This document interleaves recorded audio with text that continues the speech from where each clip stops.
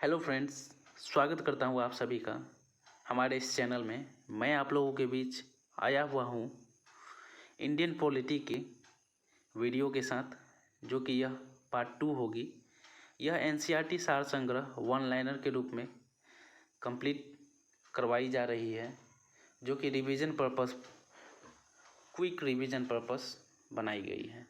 यह video recent में आने वाले एग्ज़ाम के लिए काफ़ी महत्वपूर्ण होगी। तो चलिए, यह वीडियो नंबर 2 के साथ मैं इस वीडियो को शुरू करता हूँ। यह वीडियो जो है आपके इंडियन पॉलिटी की 2 इम्पोर्टेंट टॉपिक, भारतीय संविधान के प्रावधान एवं स्रोत तथा उनके भाग से कवर की जा रही है। तो चलिए, इस वीडियो को आगे बढ़ाते हुए स्टार्ट करते हैं। भारतीय संविधान में मौलिक कर्तव्य फंडामेंटल ड्यूटीज़ का विचार किस देश के संविधान से लिया गया है? तो यह रूस के संविधान से लिया गया है। यहाँ बात हुई है मौलिक कर्तव्य। तो टोटल भारतीय संविधान में मौलिक कर्तव्य की बात की जाए तो टोटल भारतीय संविधान में मौलिक कर्तव्य 11 हैं, जो कि पहले 10 हुआ करती थी। 11वां नंबर का मौलिक कर्तव्य जो है 86वें संविधान संशोधन 2002 द्वारा जोड़ा गया है, जो कि यह बताता है कि 6 से 14 वर्ष के बच्चे को माता पिता व संरक्षण द्वारा प्राथमिक शिक्षा देना अनिवार्य है। मौलिक कर्तव्य की बात हुई है तो ये मौलिक कर्तव्य भारतीय संविधान में सरदार स्वर्ण सिंह के सिफारिश पर ही 42वें संविधान संशोधन 1976 द्वारा जोड़ी गई थी। चलिए आगे देखते हैं। भारतीय संविधान में राज्य के नीति निर्देशक तत्व directive principle of the state policy की संकल्पना किस देश के संविधान से अभिप्रेरित है? तो यह आयरलैंड के संविधान से अभिप्रेरित है। राज्य के नीति निर्देशक तत्व की बात की जाए तो यह भाग 4 में आता है, जो कि आर्टिकल नंबर 36 से 51 के बीच में होती है। सबसे पहले राज्य के नीति निर्देशक तत्व के बारे में एक स्टेटमेंट काफ़ी एग्जाम में पूछी जाती है, जो कि यह कहती है कि राज्य का नीति निर्देशक तत्व एक ऐसा चेक है जो कि बैंक अपने सुविधा अनुसार प्रदान करेगी। यह स्टेटमेंट किसने कहा है? काफ़ी एग्जामों में पूछी जाती है। तो यह स्टेटमेंट केटी शाह के द्वारा कही गई थी। चलिए आगे देखते हैं। भारतीय संविधान की प्रस्तावना में सम्मिलित स्वतंत्रता, समानता, बंधुत्व का सिद्धांत किस देश से लिया गया है? तो यह फ्रांस के संविधान से लिया गया है। चलिए आगे देखते हैं। भारत में न्यायिक पूर्वावलोकन जुडिशियल रिव्यू की संकल्पना किस देश के संविधान से लिया गया है? तो सबसे पहले जुडिशियल रिव्यू की बात की जाए तो भारतीय संविधान में यह आर्टिकल नंबर 137 में वर्णित है, जो कि संयुक्त राज्य अमेरिका के संविधान से लिया गया है। चलिए आगे देखते हैं। भारतीय संविधान में संवैधानिक संशोधन कॉन्स्टिट्यूशनल अमेंडमेंट का प्रावधान किस देश से लिया गया है? तो कॉन्स्टिट्यूशनल अमेंडमेंट जो है दक्षिण अफ्रीका से लिया गया है। कॉन्स्टिट्यूशनल अमेंडमेंट की बात करें तो यह भाग 20 में आता है, जिसमें आर्टिकल नंबर की बात की जाए तो 368 के अंतर्गत कॉन्स्टिट्यूशनल अमेंडमेंट का प्रावधान दिया गया हुआ है। चलिए आगे देखते हैं। भारत में के संविधान में सम्मिलित आपातकालीन उपबंध इमरजेंसी प्रोविज़न किस देश के संविधान से प्रेरित है? तो इमरजेंसी प्रोविज़न की बात की जाए तो यह जर्मनी के संविधान से अभिप्रेरित है। बात यहाँ इमरजेंसी प्रोविज़न की हुई है तो सबसे पहले इमरजेंसी प्रोविज़न जो है आपके भाग नंबर 18 में वर्णित है, जिसमें 3 इमरजेंसी प्रोविज़न की बात कही गई है। पहला राष्ट्रीय आपातकाल, दूसरा राज्य आपातकाल और तीसरा वित्तीय आपातकाल। राष्ट्रीय आपातकाल की बात की जाए तो भारत में राष्ट्रीय आपातकाल अब तक 3 बार लग चुकी है, जो कि सबसे पहले 1962 में इंडिया चाइना युद्ध के टाइम में लगी थी। दूसरा 1971 ईस्वी में इंडिया पाकिस्तान युद्ध के समय, और तीसरा 1975 ईस्वी में आंतरिक डिसबैलेंस के कारण लगी थी। चलिए आगे देखते हैं। शक्तिशाली केंद्र के साथ भारत की संघात्मक व्यवस्था फेडरल सिस्टम किस देश के संविधान से अभिप्रेरित है? तो फेडरल सिस्टम कनाडा के संविधान से अभिप्रेरित है। चलिए आगे देखते हैं।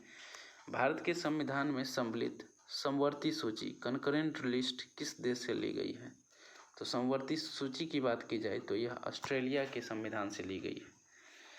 बात यहाँ सूची की हुई है तो मेनली 3 प्रकार के सूचियां का वर्णन संविधान में की गई है: संघ सूची, राज्य सूची और समवर्ती सूची। संघ सूची में ऐसे विषय को रखा गया है जो कि संघ से रिलेटेड है, जैसे कि डिफेंस, आर्मी, अंतरिक्ष और इस टाइप के संघ से रिलेटेड जितने भी सब्जेक्ट है उसे संघ सूची में रखा गया। उसी तरह राज्य सूची में पुलिस, स्वास्थ्य, कल्याण, इन जंगल, इन सारे विषय को राज्य की सूची में रखा गया है। साथ ही साथ समवर्ती सूची की विषय की बात की जाए तो ऐसी सूची जिसमें राज्य और संघ दोनों का हिस्सेदारी हो उसे समवर्ती सूची के अंतर्गत रखी गई है। भारतीय संविधान में तीनों सूची की बात की जाए तो संघ सूची में पहले 97 विषय हुआ करती थी जो कि अब 100 विषय हो चुकी है। वहीं राज्य सूची की बात की जाए तो पहले 66 विषय थी जो कि अब 61 विषय है। वहीं समवर्ती सूची की बात की जाए तो टोटल 52 सब्जेक्ट को इसके अंतर्गत रखी गई है। चलिए आगे देखते हैं। भारतीय संविधान में निहित विधि द्वारा स्थापित प्रक्रिया process stabilized by the law किस देश के संविधान से लिया गया है? जापान के संविधान से यह लिया गया है। विधि द्वारा स्थापित प्रक्रिया जापान के संविधान से लिया गया है। और यहीं पे यह क्वेश्चन पूछ लिया जाए तो विधि निर्माण प्रक्रिया ब्रिटेन से ली गई है, लेकिन विधि स्थापित प्रक्रिया की बात की जाएगी तो वह जापान से ली गई है। ये बहुत ही कंफ्यूजिंग होता है, इसे आप अपने माइंड में बैठा लें। भारतीय संविधान में मूल कर्तव्यों का प्रावधान किस देश के संविधान से ली गई है? यह रूस के संविधान से ली गई है। भारतीय संविधान में संसदीय विशेषाधिकार पार्लियामेंट्री प्रिविलेज की संकल्पना किस देश के संविधान पर आधारित है? तो यह ब्रिटेन के संविधान पर आधारित है। संसदीय विशेषाधिकार की बात की जाए तो आर्टिकल नंबर 105 में यह वर्णित है।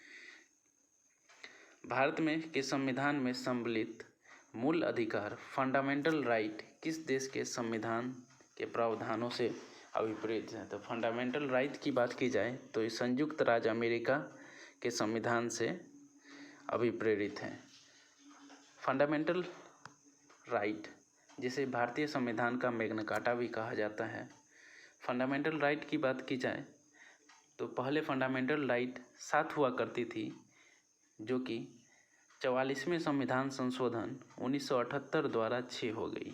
इसमें संपत्ति का अधिकार जो है इसे एक फंडामेंटल राइट से हटा के एक कानूनी अधिकार बना दिया गया, जिसे आर्टिकल नंबर 300A में शिफ्ट कर दिया गया है। चलिए आगे देखते हैं। विभिन्न देशों के संविधानों के लिए प्रावधान।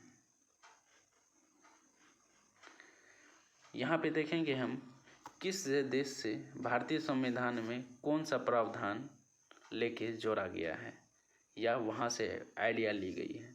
तो सबसे पहले देखते हैं संयुक्त राज्य America, United state of America से हमारे संविधान में कौन कौन सी बातों आइडिया को लिया गया है। सबसे पहले प्रस्तावना के शब्द हम भारत के लोग, ये जो है यूएसए से ही लिया गया है। मूल अधिकार ये भी लिया गया है। स्वतंत्र न्यायपालिका, न्यायिक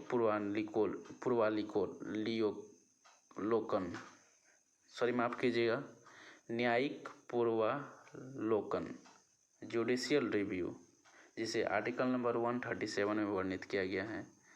सर्वोच्च न्यायालय और उच्च न्यायालय के न्यायाधीशों को पद से हटाने जाने की प्रक्रिया, राष्ट्रपति पर महाभियोग, जनहित याचिका, न्यायिक पूर्वालोकन प्रणाली, उपराष्ट्रपति का पद और यथोचित विधि प्रक्रिया, ये सारे चीज़ जो है भारतीय संविधान में यूएसए के संविधान से अभिप्रेरित हैं।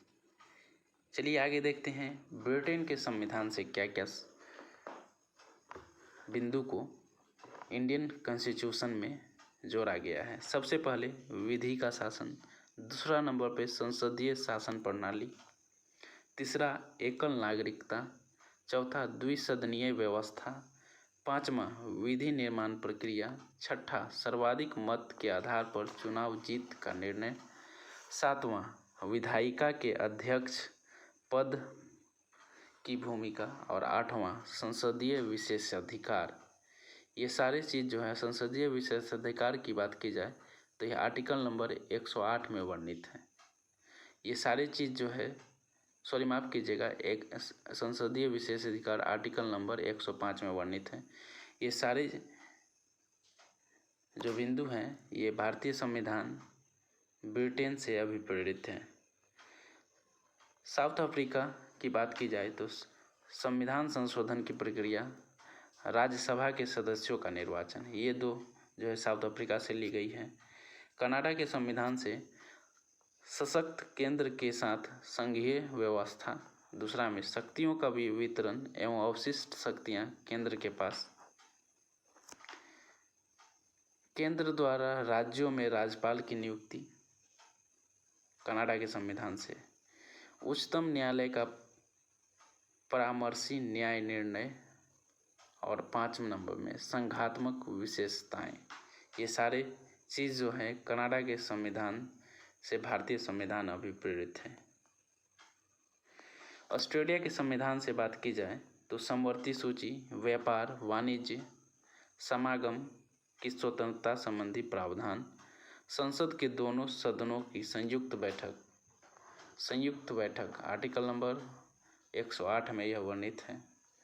और ऑस्ट्रेलिया के संविधान से एक और बात की जाए तो उद्देशिका की भाषा जो है ऑस्ट्रेलिया के संविधान से ही लिया गया है, जबकि यहाँ अगर ये बात की जाए उद्देशिका का आइडिया कहाँ से लिया गया है तो वो यूएसए के संविधान से लिया गया है।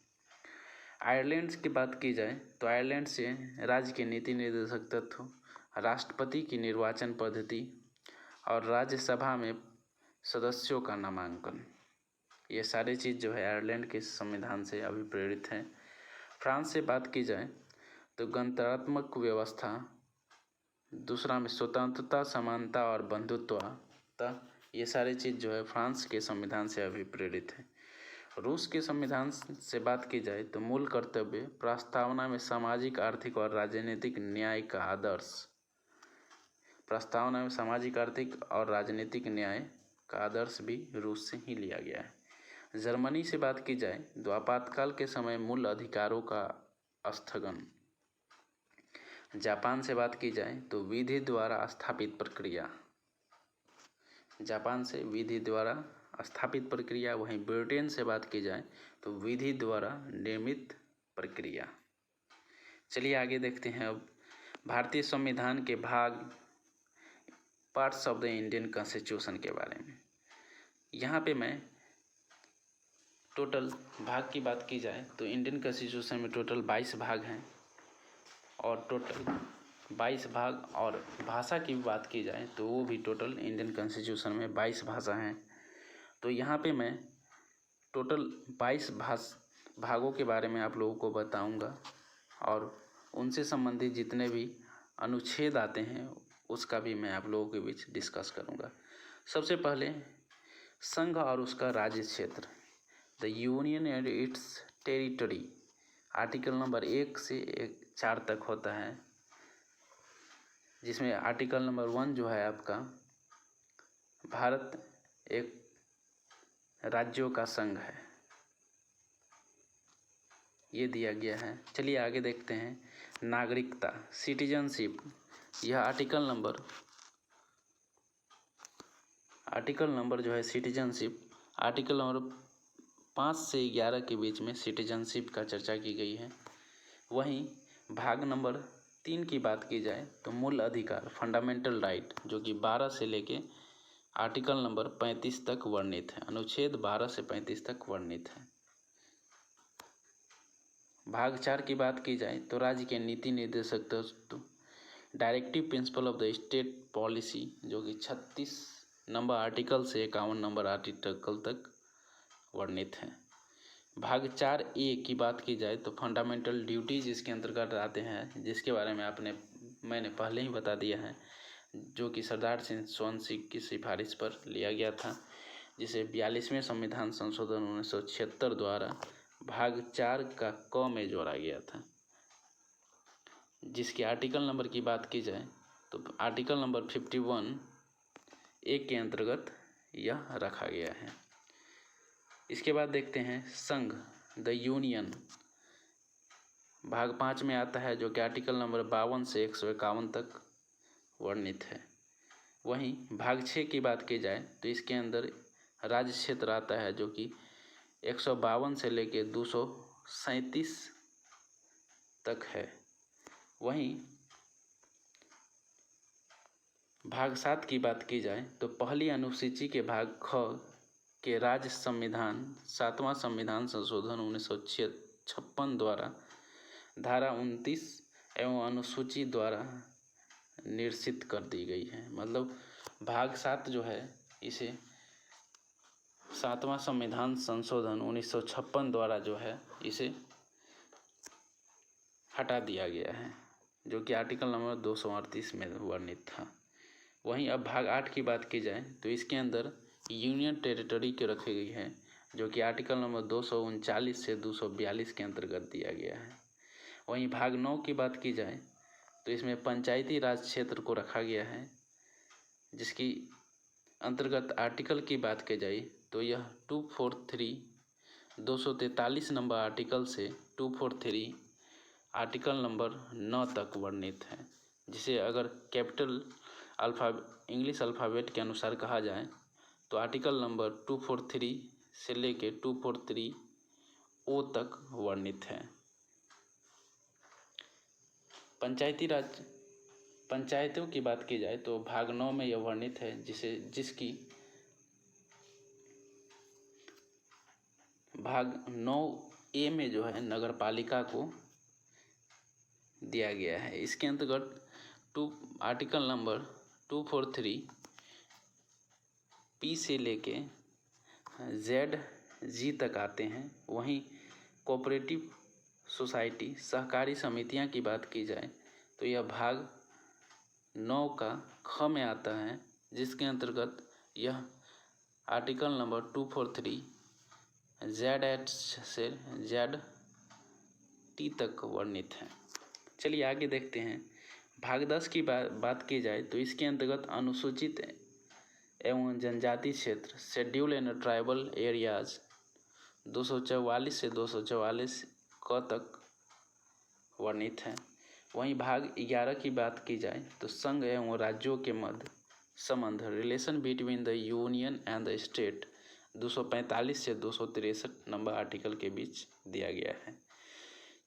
इसके अदर इम्पोर्टेंट भाग की बात की जाए तो आर्टिकल नंबर 12 में जो है वित्तीय संपत्ति, संविदाएं एवं वाद, finance, property, contract and the suit, article number 264 से 300A तक इसके अंतर्गत आता है। इसी में जो संपत्ति का अधिकार जो है मैंने आपको पहले बताया, जो कि फंडामेंटल राइट्स से 44वें संविधान संशोधन 1978 द्वारा हटा के 300A नंबर आर्टिकल में कर दी गई थी। अब 13वें भाग की बात की जाए तो भारत के राज्य क्षेत्र के भीतर व्यापार, वाणिज्य एवं समागम 301 से 307 तक। 14 भाग की बात की जाए तो संघ और राज्य के अधीन सेवाएं, service under the union and the state, article number 308 से 323 तक वर्णित है। वहीं 14A की बात की जाए तो ट्रिब्यूनल का वर्णन है, जो कि आर्टिकल नंबर 323 से 323 ख तक वर्णित है। वहीं भाग 15 की बात की जाए तो इसके अंदर निर्वाचन मंडल का व्याख्यान है, जो कि आर्टिकल नंबर 324 से 329A तक वर्णित है।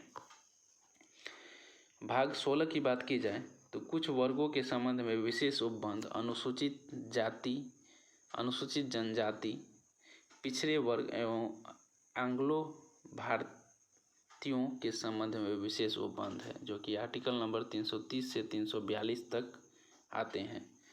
भाग 17 की बात की जाए तो राजभाषा का वर्णन किया गया है, जो कि आर्टिकल नंबर 343 से 351 के बीच में है।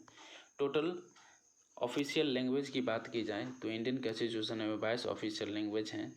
वहीं भाग 18 की बात की जाए तो इसके अंडर आपात उपबंध है, इमरजेंसी प्रोविजन, जो कि मैं पहले ही आपको बता दिया हूँ, जो आर्टिकल नंबर 352 से 360। 352 नंबर आर्टिकल की बात की जाए तो यह राष्ट्रीय आपातकाल के बारे में बताता है। वहीं 356 की बात की जाए तो राज्य आपातकाल, और 360 की बात की जाए तो यह वित्तीय आपातकाल के बारे में बताती है। भाग नंबर 19 की बात की जाए तो इसके अंतर्गत मिसलेनियस मैटर को रखा गया है, जो कि आर्टिकल नंबर 361 से 367 के बीच में है। वहीं भाग 20 की बात की जाए तो संविधान संशोधन, amendment of the constitution, article number 368। वहीं भाग 21 की बात की जाए तो अस्थायी संक्रमणकालीन एवं विशेष उपबंध की बात की गई है, जिसे आर्टिकल नंबर 369 से 392 तक रखी गई है। वहीं भाग 22 लेटेस्ट एकदम, भाग 22 की बात की जाए तो संक्षिप्त नाम, शॉर्ट टाइटल, प्रारंभ, हिंदी में अपराधिकृत पाठ एवं निरसन, आर्टिकल नंबर 393 से 395 के बीच रखी गई है। तो ये यहीं तक था मेरा यह वीडियो आप लोगों को कैसा लगा हो, अगर पसंद आई हो तो मेरे इस वीडियो पर लाइक करें, कमेंट करें और मेरे चैनल को सब्सक्राइब करें। मैं आशा करता हूँ जो मेरा यह वीडियो सीरीज़ जो है आपको पसंद आ रही हो। मैं ऐसे ही यह वीडियो सीरीज़ कंटिन्यू लाता रहूँगा और 8 से 9 वीडियो में मैं इंडियन पॉलिटी समाप्त करके आप लोग का नेक्स्ट टॉपिक इंडियन ज्योग्राफी या फिर इंडियन हिस्ट्री स्टार्ट करूँगा। तो ये वीडियो यहीं तक। Thanks for watching my channel.